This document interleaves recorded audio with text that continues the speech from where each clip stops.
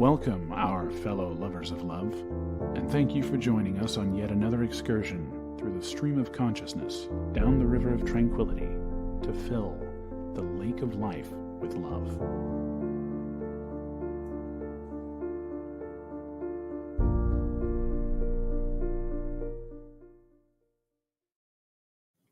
And good evening, our fellow lovers of love out there. It is another night of, I don't know, I'm in a weird mood tonight, so this is going to be a strange show. Okay. I like strange shows. Lovey likes it when I never know what's coming out my mouth. It's been a chaotic week this week, I suppose. It's kind of, Yeah. it's, there's some emotional highs and emotional lows kind of at the same time and wrapped around the same event. So, these things happen in life, though, right? I mean, what do? You just kind of manage as you plow through. Maybe next week we'll be ready to kind of talk about details, but this week it's not the proper time. So, but it is Mental Health Awareness Month, or it's phrased strangely, isn't it? The actual phrasing of this month, anyway. It's a month where you focus on your mental and emotional health, and we, for those of you who have been around us for a little while, that's a big thing. We both had our own, have our own journeys. Have our own journeys, yes. They're ongoing. Yeah, they never really do end. And so we want to know if you're in a place where you're unsure about your mental or emotional state, we'd much rather have you reach out. Is that it? Yeah, we'd much rather have you reach out early rather than late. So, one of the easiest resources to access is mentalhealthhotline.org, 1-866-903-3787, and they will be they're happy to talk to you and point you towards some resources to get the help that you need, because I am a big fan of therapy and help when you need it. There's, sometimes the strongest thing you can do is to ask for help. Yeah.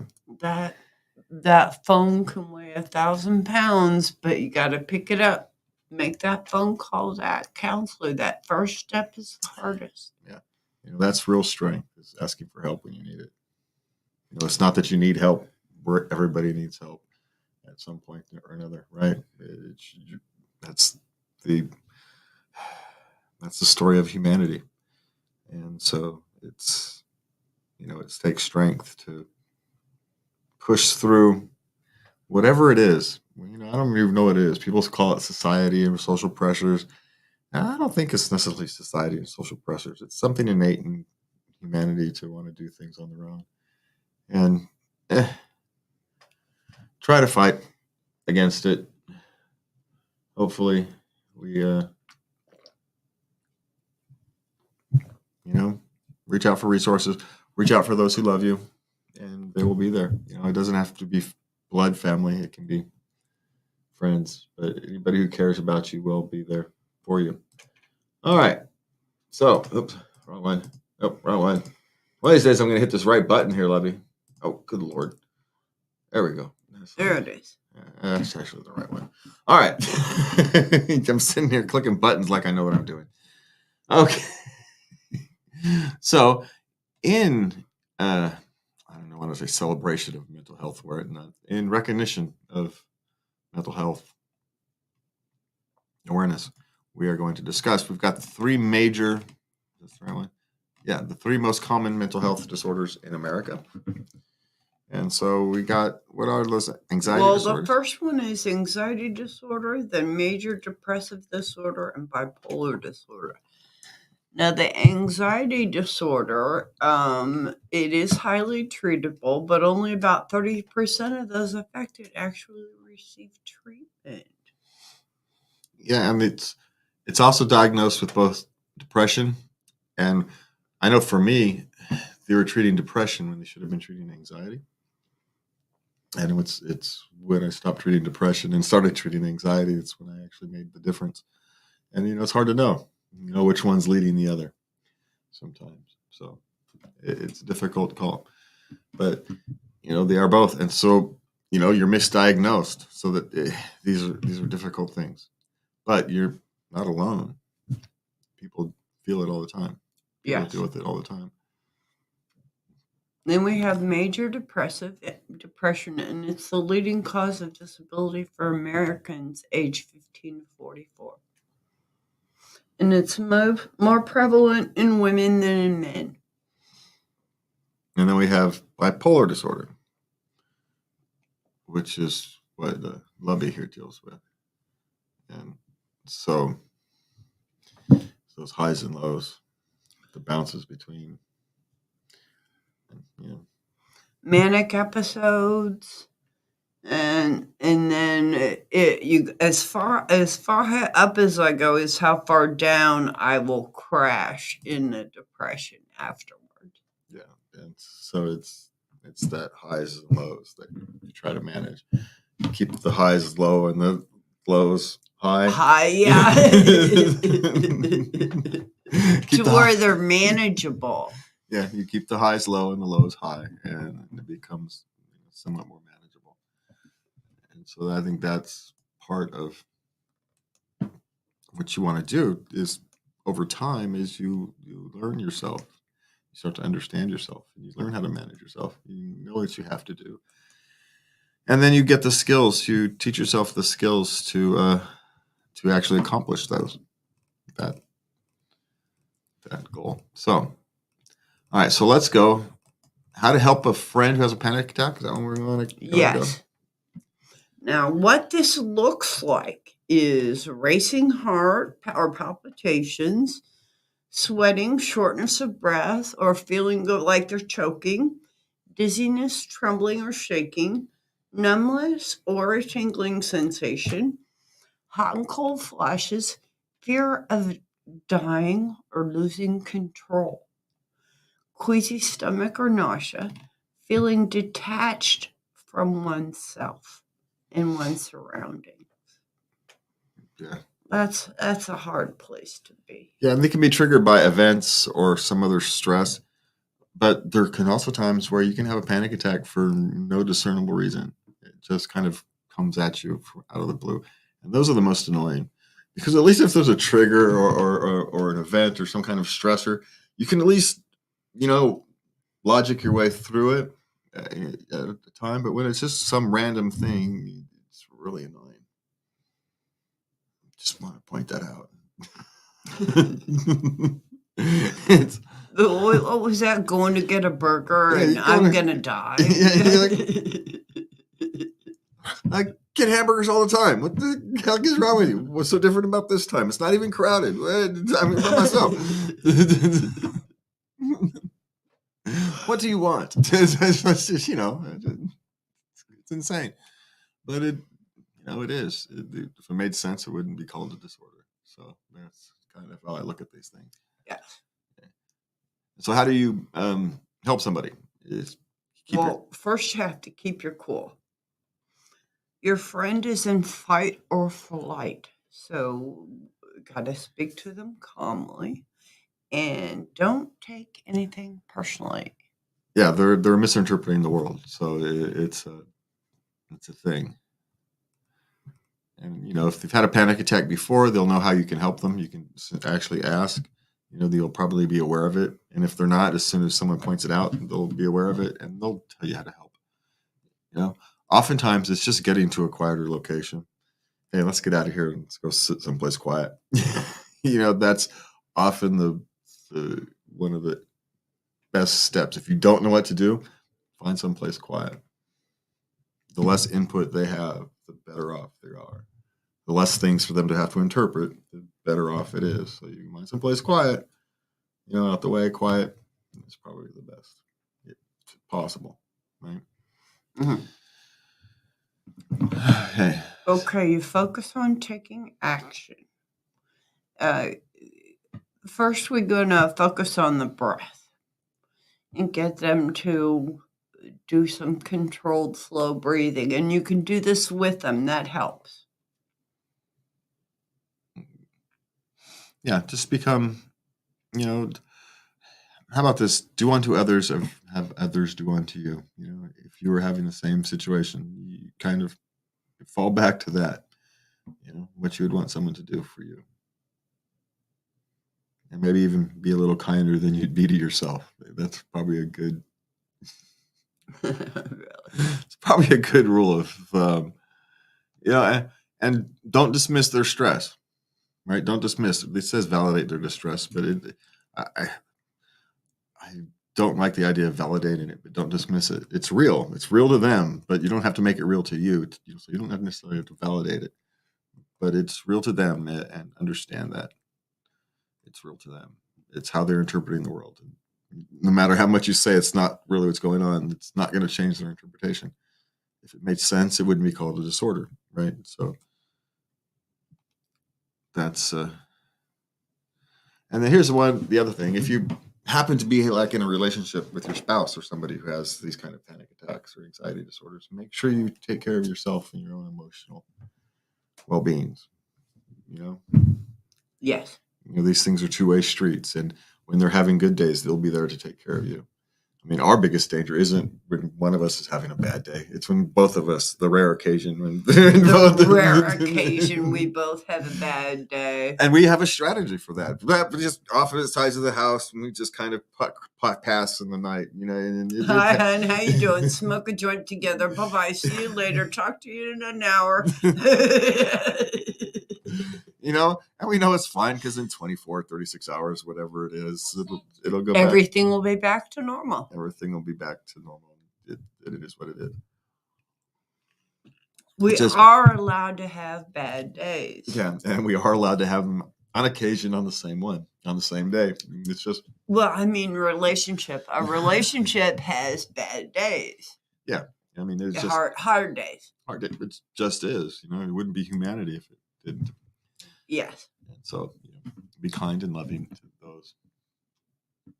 to those who you love, especially when you're having a hard day, as different way as it is. So which one do you want to go to? You want to talk about depression, bipolar, or you want to talk about therapists?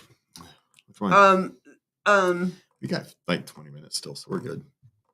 So whatever you want to do. Understanding clinical depression. I don't have understanding clinical. Oh, 5 ways to help someone with depression? Yes. Yeah. Okay. All right. Well, the thing about depression is, for me, it was part of my bipolar, and I was treated for 10 years for depression, not bipolar. I actually got frustrated and went into the library, and I found a psychology book, and I compared the symptoms to depression, and I was looking around, and they're like, it often gets misdiagnosed with bipolar. Oh, really? Well, let's check out the symptom of bipolar. Shazam, there it was. So I went and talked to my doctor. Could you evaluate me for bipolar? Could you? So I kind of sort of diagnosed myself.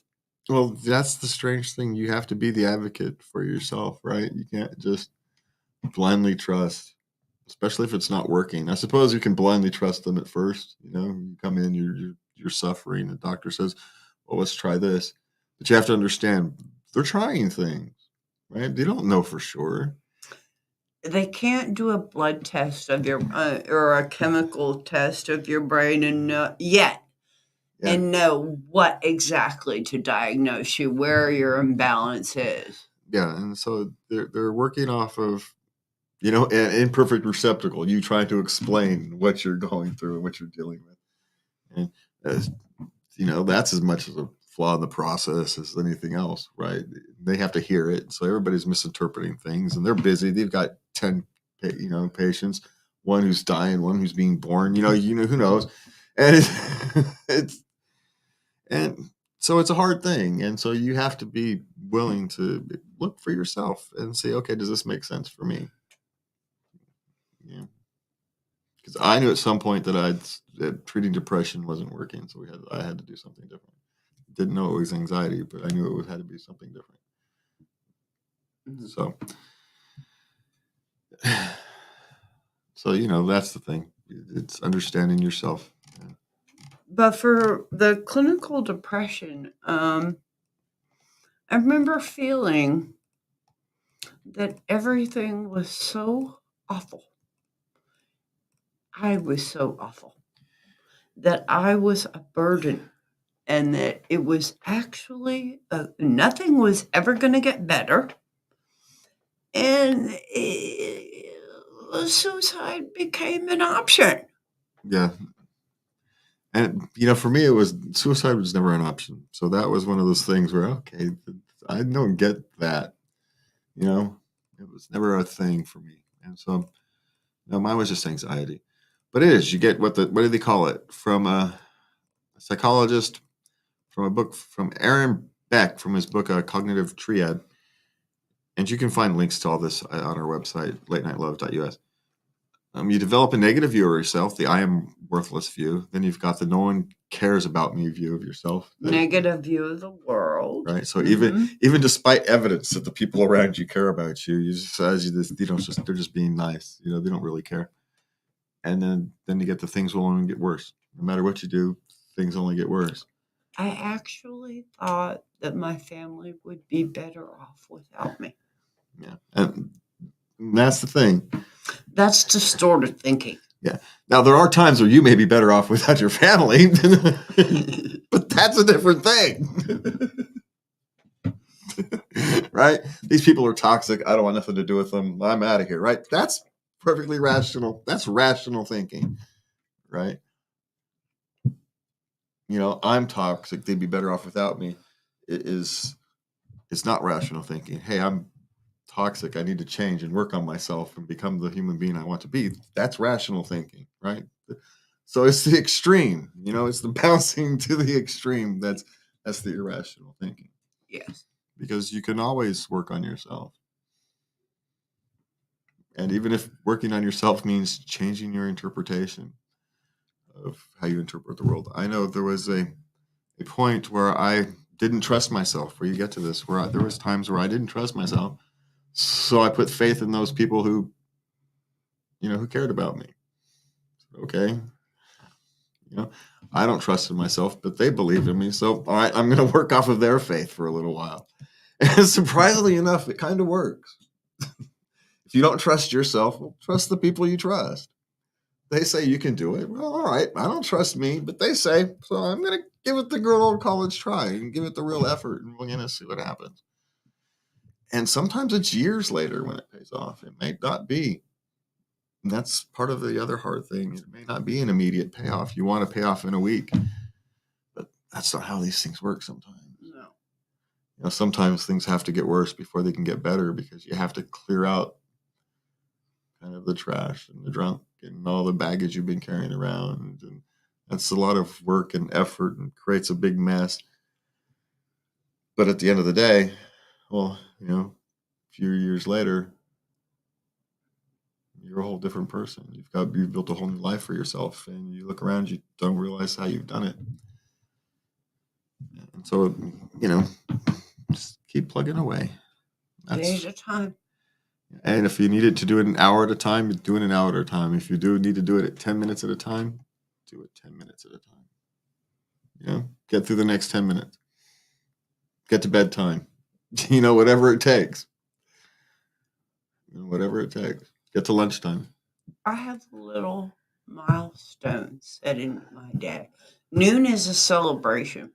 See? We made it to noon. Huzzah. It's downhill after this. See, there you go. There's ways to do it. Just give yourself something to celebrate, because it is. When getting out of bed's hard, celebrate getting out of bed. That's a victory. That's a freaking victory. I still find it hard to change my clothes. It's an effort. And I celebrate. I'm dressed. Yay! Yay!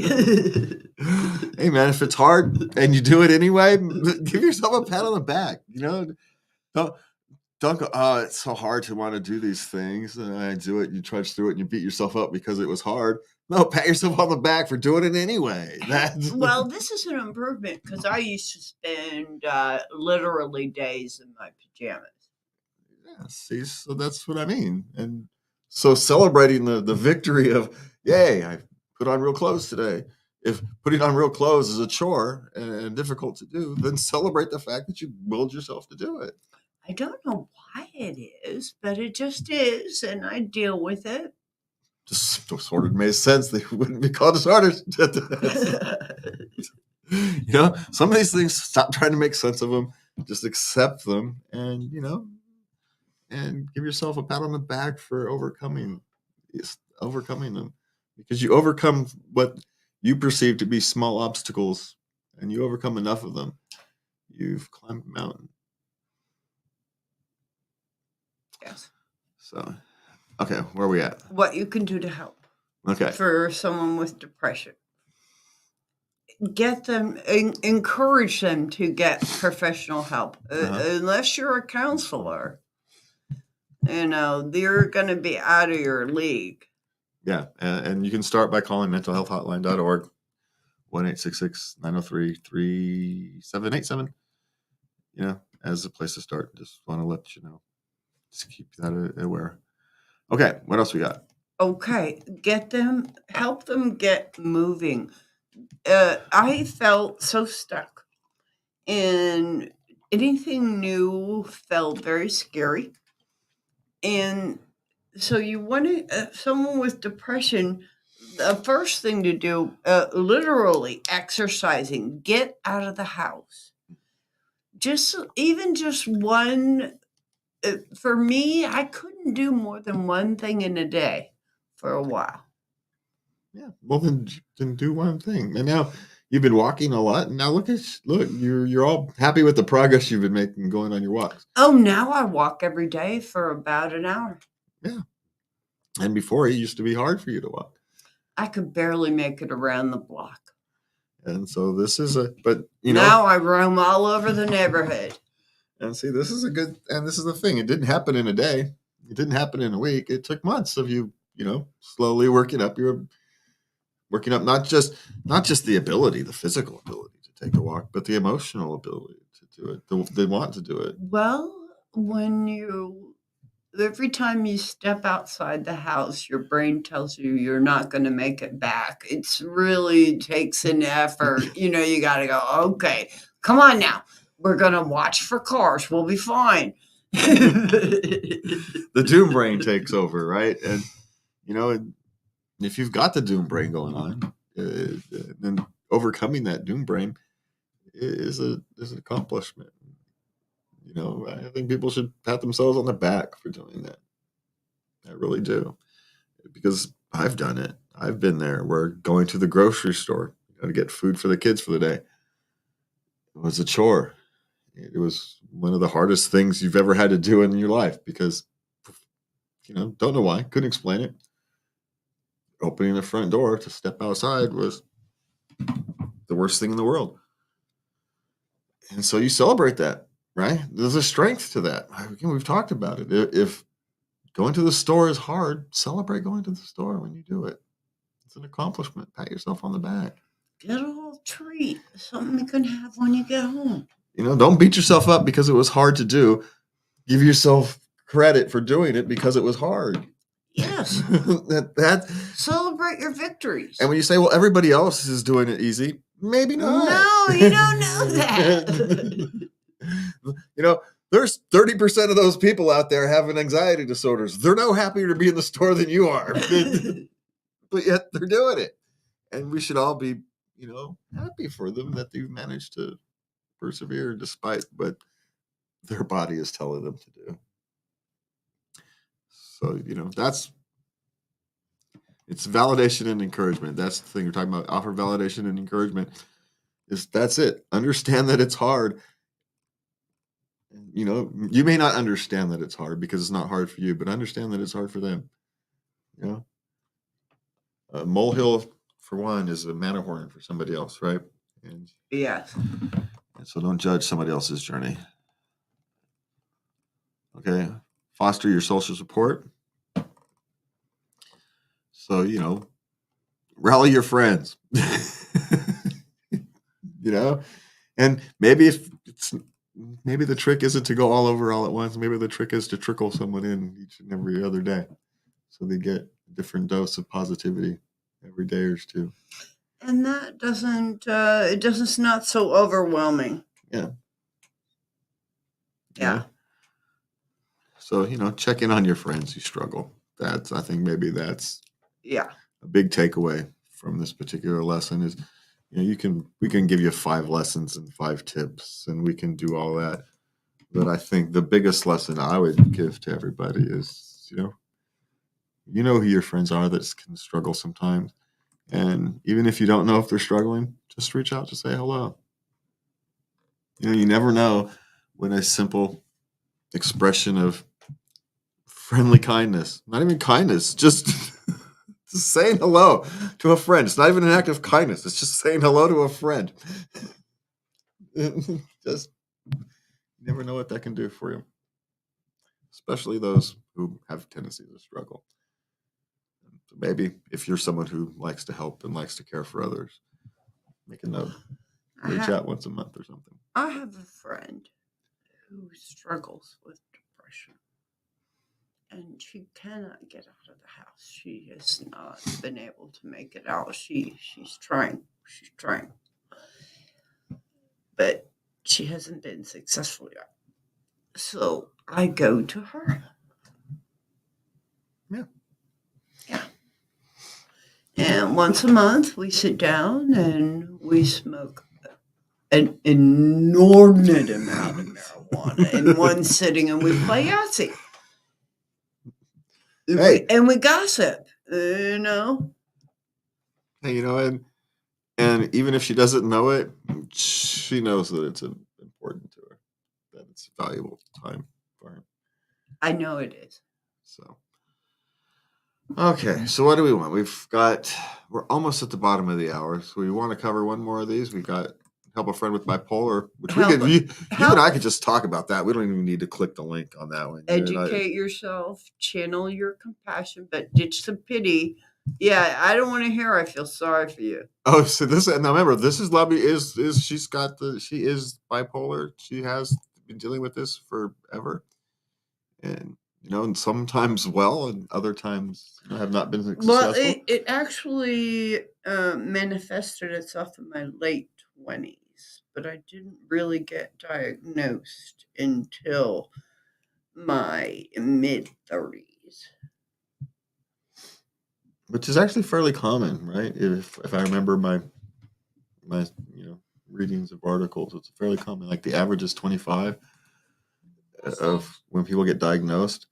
So, and my guess is that's probably been dropping as it's become awareness has been rising. So, but ditch the pity. So that's as Lovey was talking about. Ditch the pity. She doesn't want to hear it. I don't want to hear it. I want to hear solutions. I don't want to hear I feel sorry for you. I'm going to give a little caveat to that. What? I don't mind an occasional pity party. Sometimes it's a necessary part of catharsis. I don't mind an occasional pity party. Well, I don't do the pity party, but a moment of God, this really sucks. So it really sucks. Okay, what are we gonna do about it? Okay, yeah. Yeah, I personally don't mind an occasional pity. An occasional pity party. It can help you build, create the floor that you can then start building, moving forward from. So, I don't necessarily mind an occasional pity party. Just don't live there. It's not a place you want to stay. Sit there for 12 hours, 24 hours, whatever it is. Eat your ice cream. I don't know, whatever you do for your pity party, and move on. And put it down. Okay, that's enough. And you figure out where you got to go from here. Yeah. And if you're like you've been doing this a while and you know what to do. And if you're someone who's early in that journey, you got to go find out what you need to do for you. So, accept the lows and the highs. Accept the lows and the highs. Yeah. Don't say calm down or cheer up. That's so condescending. Yeah. Yeah, just like they can help it. You know what a disorder is, right? You morons. be understanding when they're less of a friend than you need. They may not be able to be there completely for you, but it doesn't mean they don't care. And guess what, sunshine? You're always not the friend other people need. I'm just pointing this out. Life is a two-way street. It'll come back the other way. Just give it some time. Okay. Realize they do not bring this on themselves. Oh, God, that's a stage. The why did this happen to me? Thanks, God. Yeah, it did. So encourage a healthy lifestyle. I think is the best one. Another one. Listen. Listening is actually the greatest tool often because you don't know what to do. So the best thing to do is just shut up and let them express themselves and just be there for them. Yes. That's one of the best things you can actually do. Okay, don't get angry if your friend stops taking the medicine. But it doesn't mean that you don't address the situation. Yeah, don't get angry because medicine comes with side effects. And sometimes you get medicine piled upon other medicines and piled upon other medicines. And they need to reset. Right? You had to go into the hospital to reset your medicines. I was on 9 medications at one point, and we were reducing.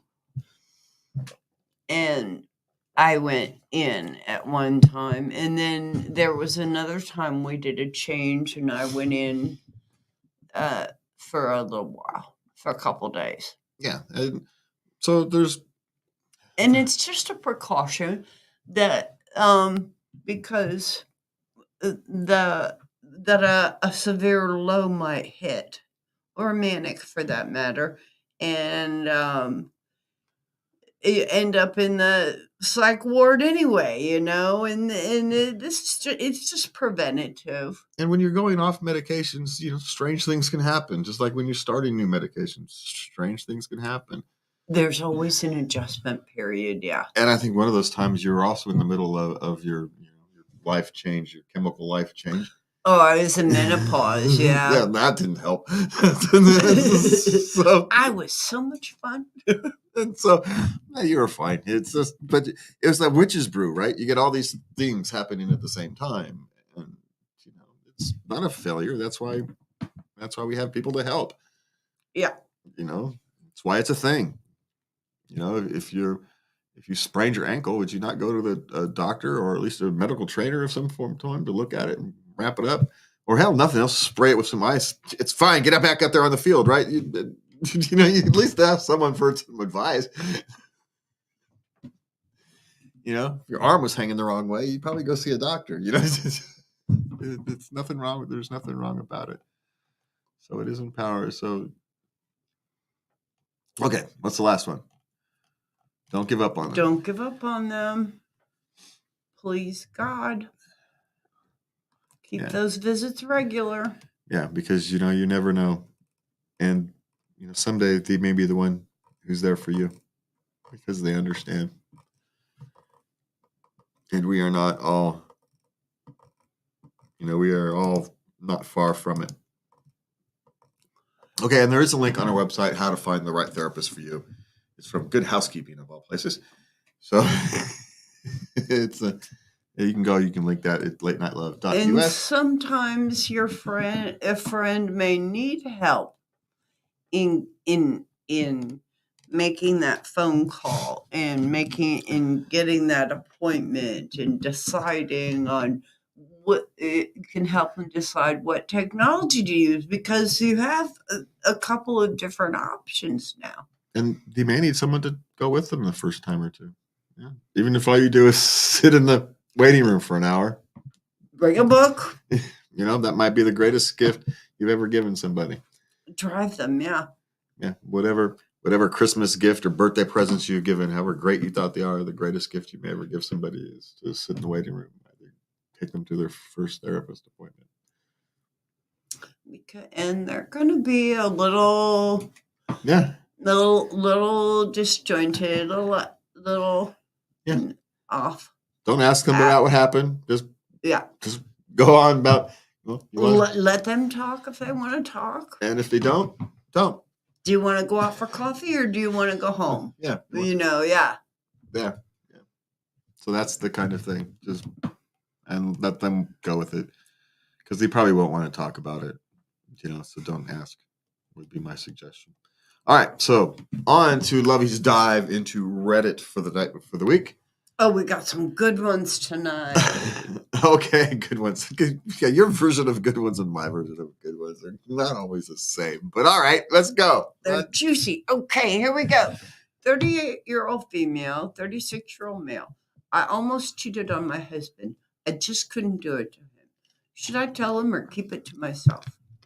Shut up. That's actually my answer. Shut up. You haven't actually done anything. So, close only counts in horseshoes and hand grenades. Shut up. Don't create extra stress for your husband and your relationships because you put yourself in a position to consider something that you ultimately decided not to do. Shut up. It's not worth it. Yeah, you know where you are now. You were tested, and now you came through with flying colors. You know where you stand going forward. It's not a deal. But I would suggest taking some time to think about how you got to that place. Yeah. Or why you ended up putting yourself in that place. It could be happy. I don't know what there was background to it. Was she out drinking with friends or something? And who knows? Internet. How serious was she really thinking about it? Who knows?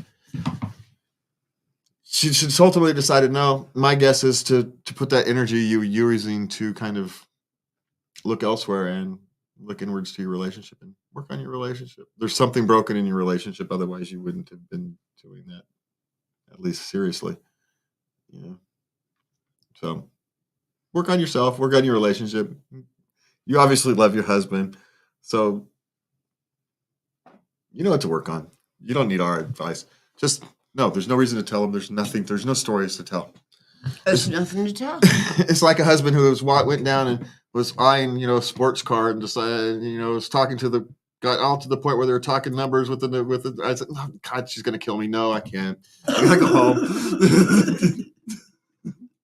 You'll never know.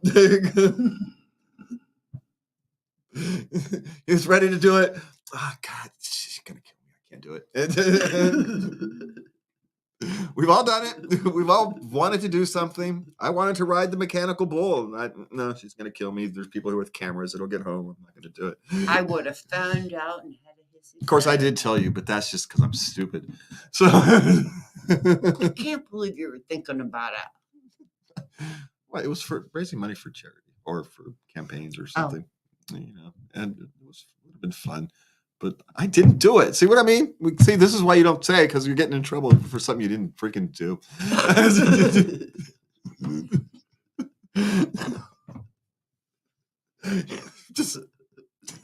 All right, what's next?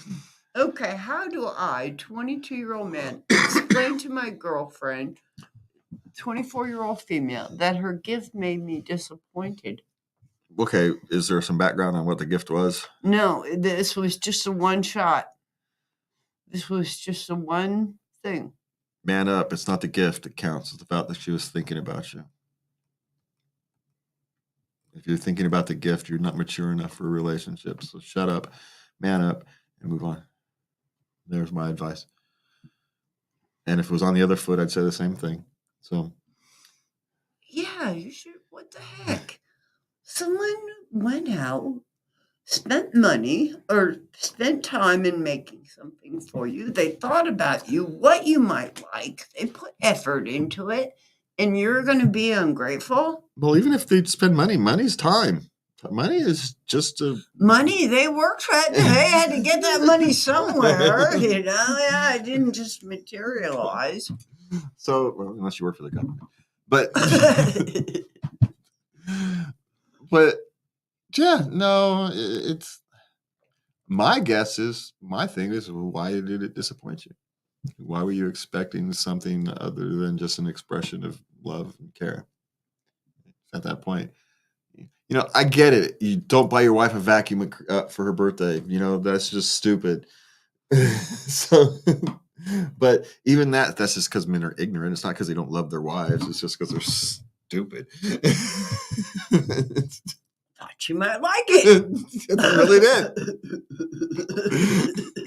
Which is why most women, when they get gifts like that, they accept them from they try to accept them from the what's the word? The thought that they were given, right? Yeah, but we tell our girlfriends, you know what he bought me for Christmas. I know. Guess. And you can't perfectly hide it, but you try, and we appreciate it. We really do. We try and hide it. Because we're just that ignorant. Well, yeah, but I always say you make the effort. You made the effort. Yeah, but did you think that way at 25? Yes, I got a microwave for Christmas one year. But also, I was. How old was I? I was 25. Well, I also have to point out that when you're couples in your early 20s, there's really no extra money. So if you get a microwave, because we need a microwave, and so now we're getting a microwave. There is some of that. I don't actually have a money for both, so here you go. We need a new vacuum. You're getting a vacuum for your birthday because our old vacuum is broken, and I only have money for one thing. So here you go. Yeah, we know it's not right, but that's all we can afford because we're trying to keep the lights on, food in the kitchen, and So there is some of that, but of course, people in that position generally understand that, and they're just appreciative because I don't have to use the broom on the floor anymore. So, Well, I wanted a microwave, but I didn't want it for Christmas. Well, yeah, but if they got you something for us for Christmas, guess what you wouldn't have in January? A microwave. So I know. that's the problem, right? It's when you're dealing with people with limited funds. It's sometimes your gifts are practical because there's no choice. Yep. Yeah. So okay, then we went way off. Oh, I guess we didn't go off topic there. No, we didn't. Okay. Okay. Would it be wrong of me, 34-year-old female, to tell my husband, 37-year-old man, that if he's not getting a vasectomy, he'll have to start wearing condoms again? Well, tell your husband it's not wrong for you to have a discussion with your husband about the subject. This is it's perfectly reasonable discussion to have. Tell your husband it's not going to go well if you try it from that angle. So I would just change your perspective. The discussion is perfectly reasonable. Even the expectation is perfectly reasonable. But try to avoid the telling thing. It won't go well. Have the discussion. Okay. Yeah. So there. Well, yeah. That's the word tell. That's the only thing I would change. Is just change your tone a little bit, and the discussion will go much better. Very good. Okay. Okay. I, 30-year-old male, have been using Viagra with my partner, 28-year-old female, for 6 months, and she doesn't know it. Should I tell her? Why are you using Viagra as a 30-year-old male? Is there an actual reason? Or are you just using it because you think that's, I don't know, better? That's what I would actually answer. Is there an actual reason you're using Viagra, or are you just using it because, I don't know, you think it's something to do? Don't use drugs for that kind of thing unless you absolutely have to. That'd be my suggestion. I don't know what telling her's got to do with it other than that, but my concern is you taking drugs for no reason. Those things mess with your hormones. There's long-term use of that when you're in your 30s. Who knows? It's for old people who have erectile dysfunction. Stop it.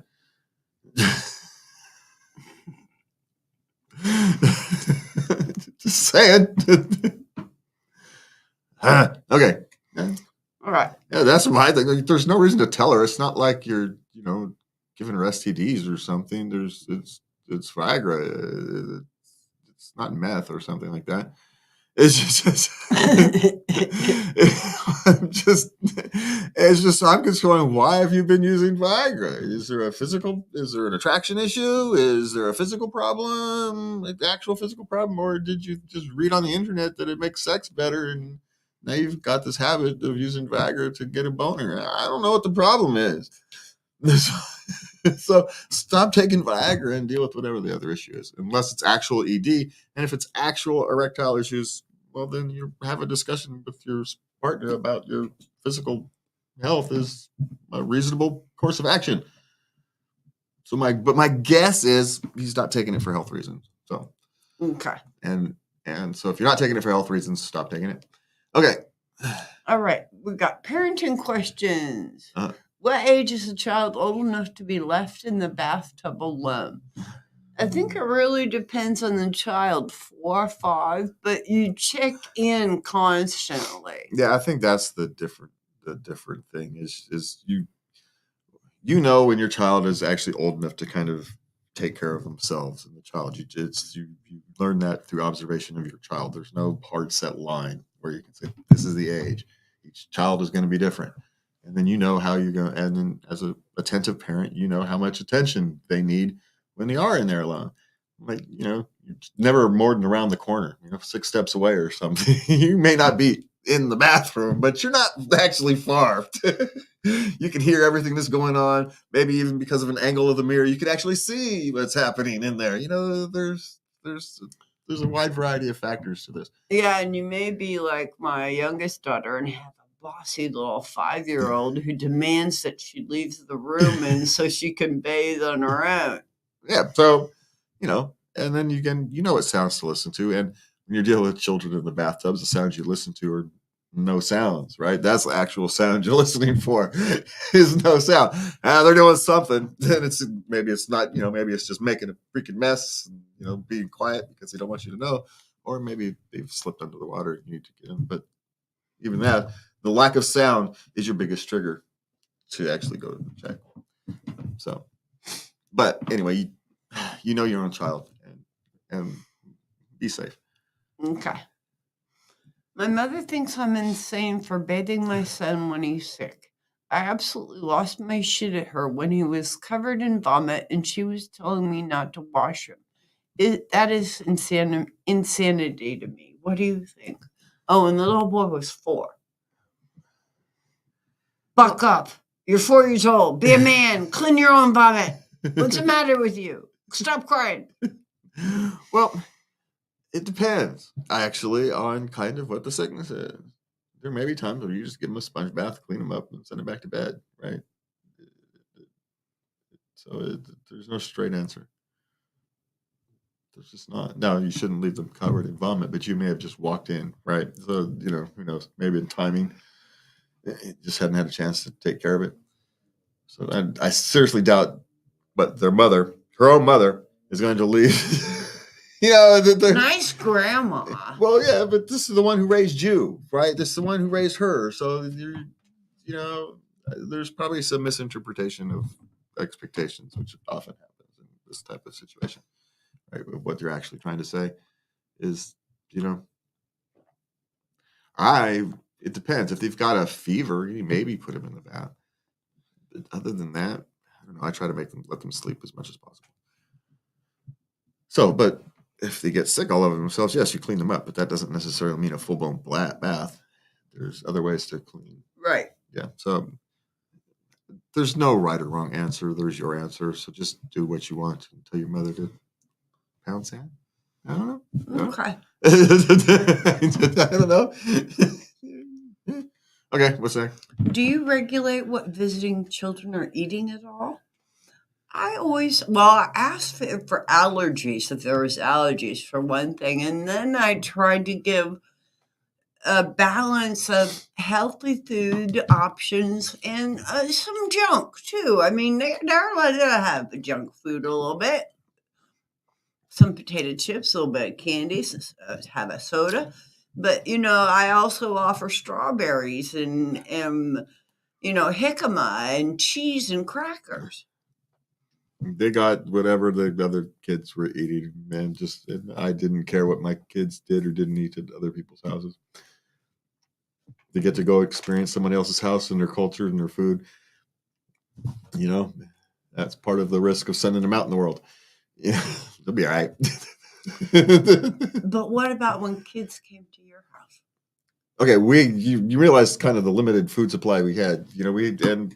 I was a single father parent for a lot of this time, right when kids were coming over to the house. So the kids would eat whatever the heck we were eating. If they didn't want to eat it, they didn't eat it. We didn't care. But they didn't have no make special. If we had Doritos, they were eating Doritos. If we had homemade hamburger helper, we were eating homemade hamburger helper. That's what it was. Probably drinking soda if they were thirsty. You had soda. Yeah. Yeah. Yeah, or Kool-Aid, which is not much better, quite frankly. There's more sugar in Kool-Aid than there is in a soda. So, this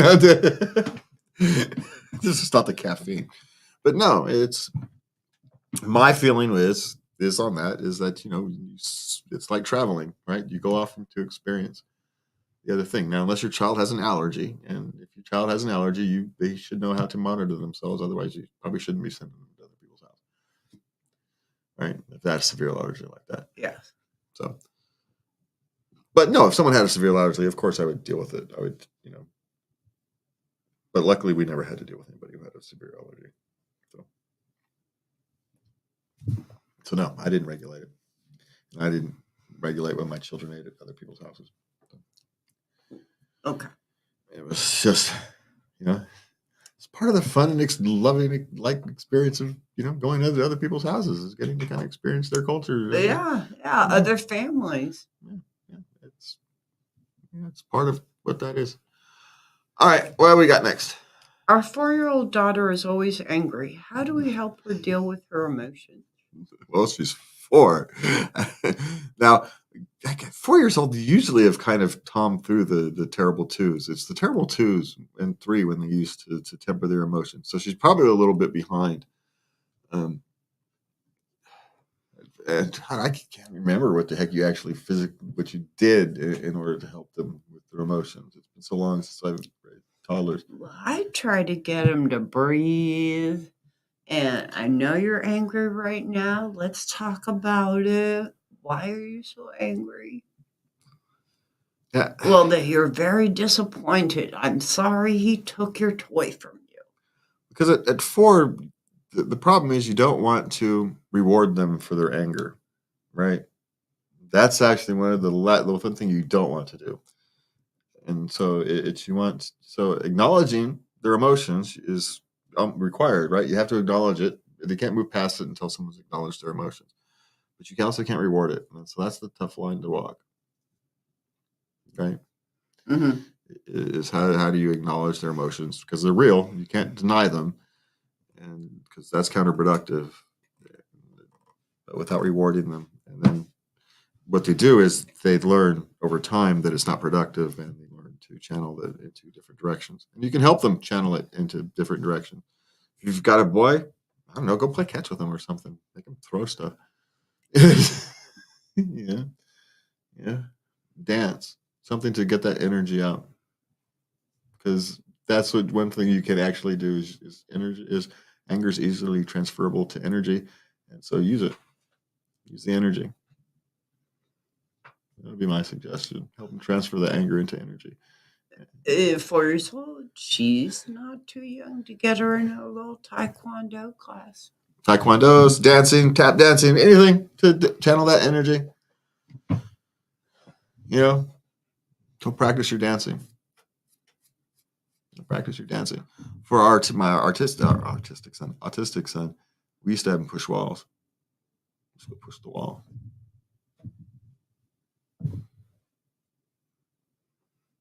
And help him channel his energy. Help him focus on doing something else.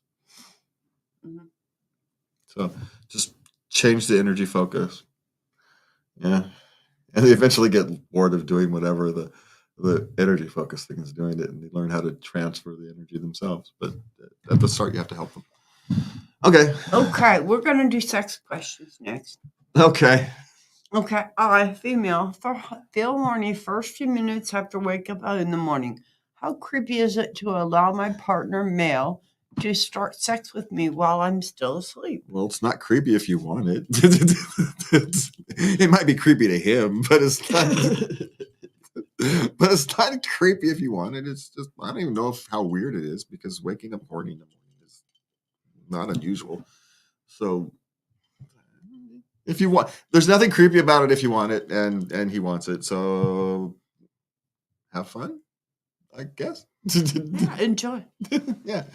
Yeah, That's not creepy. There's nothing new under the sun. yeah. There's nothing creepy if everybody wants it. That's so there. Okay. All right. What's next? Yeah. Okay. My boyfriend wants a foot job. I never heard of it before. What the heck is it? Okay.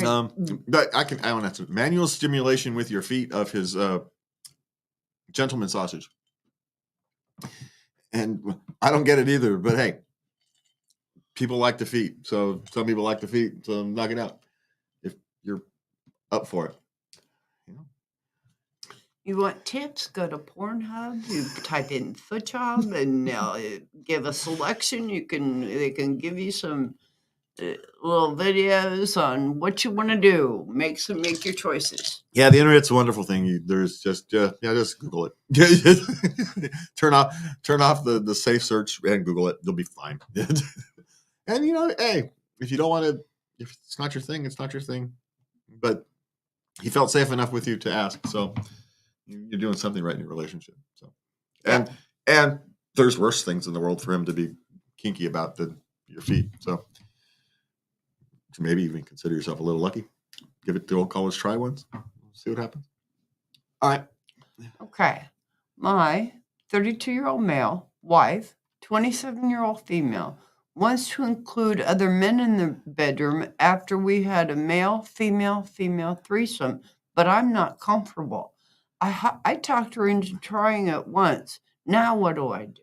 Well, my guess is she did something for you that she wasn't comfortable with. So guess what, sunshine? It's now time for you to put on your big boy or take off your big boy pants.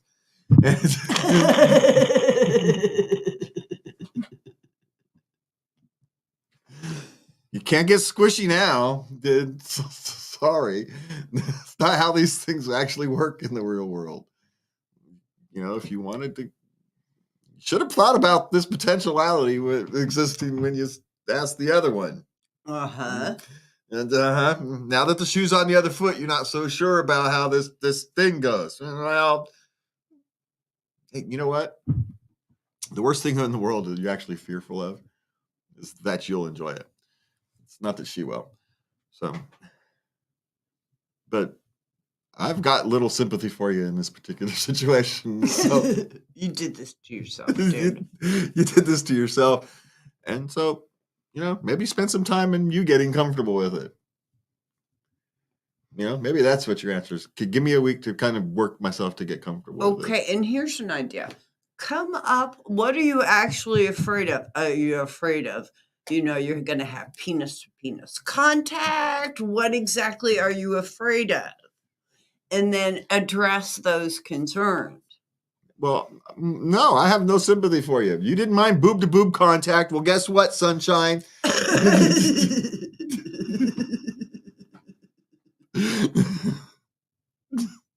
I'm sorry. I just don't have much sympathy. No, you don't. I'm a little more forgiving over here. I'm kind of.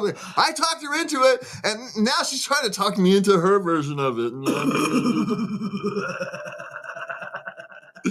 I'm sorry.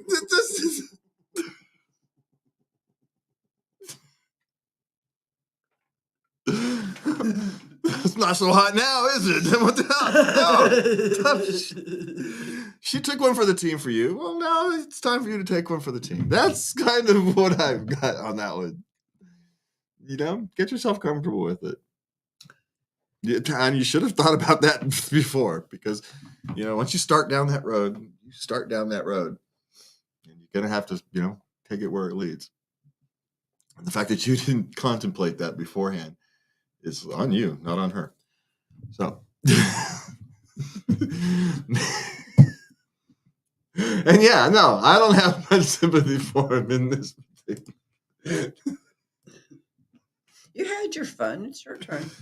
Well, she may have had fun, which was why she wants to try it a different way. You know, hey, that was kind of cool, that thing. Let's try it a different thing. Or maybe she should have expressed the fact that she was going to ask for it. Maybe she knew that she was, hey, I'd like to do it. And now I can ask him later on. And, you know, who knows? Relationships work like that sometimes. And so she may have known all along that she was going to ask for this after you asked for the other way. But I still have no sympathy because you reap what you sow, and you went down a road, and now you're not happy with the road led. But I don't know, the road was lined with warning signs and lights, and you just chose to ignore them. So I've got no sympathy. I'm just not. Oh, all right. Do we have time for one more? Oh, we can make time for one more. Okay. This lady is thinking ahead. If my boyfriend, or if it could be a date that I like, gets an orgasm very fast, what should I say or do to comfort him as opposed to embarrass him? Nothing.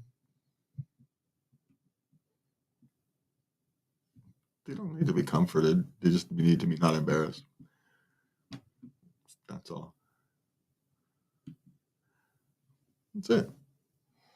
The most kindest thing you could actually do is nothing. You don't say anything? No. It's okay. No. You just sit there in silence?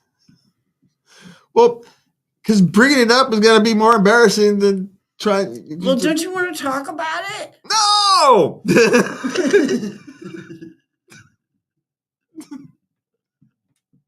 Talk about what? Your feelings. No! That's the last thing I want to talk about at that moment.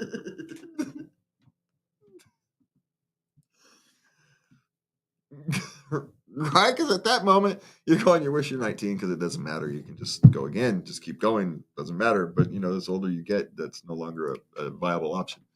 So, right? When you're young, it doesn't matter. Really, literally, it doesn't matter. You just keep going. It's fine.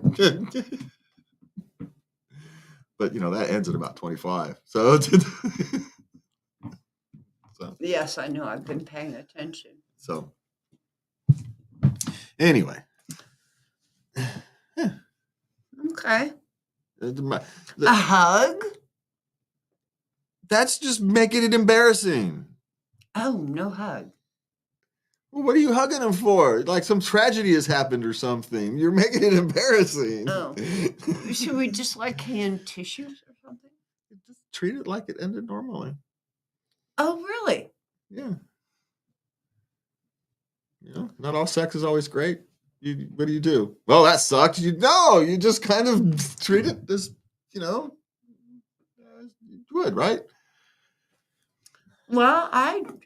Well, generally after sex comes a period of cuddling. So so he premature ejaculates, so you start to cuddle him. You just do what you would normally do at the end of sex. Whatever your normal end of sex routine is for you as a couple, you just do that.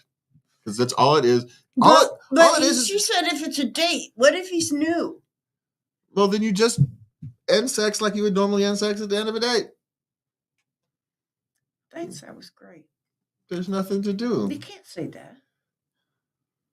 No. But you can't. What are you going to say? I had a good time. You Can as we a woman, do it again? You as a woman don't say anything. You treat it as normally as possible and let them take the lead. They'll Oh, okay. I can do that. You don't have to do anything.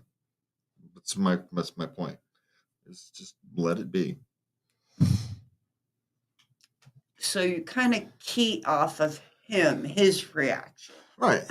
Because trying to comfort him is actually just going to bring attention to something he already understands. Right.